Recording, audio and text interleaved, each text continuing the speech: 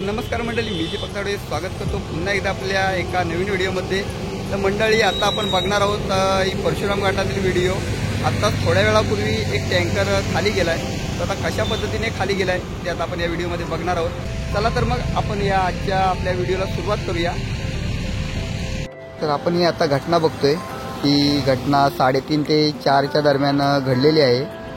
तर मंडळी, आपण हा टँकर बघतोय, हा टँकर कर्नाटकवरून महाडला जाणार होता आणि परशुराम घाट चढतेवेळी जवळजवळ परशुराम घाट अर्धा चढल्यानंतर गाडी त्याची गरम झाली, इंजिनमधून धूर यायला लागला आणि इंजिनमधून धूर यायला लागला त्यामुळे ड्रायव्हरने गाडी थांबवली आणि तो दगड लावण्यासाठी खाली उतरला।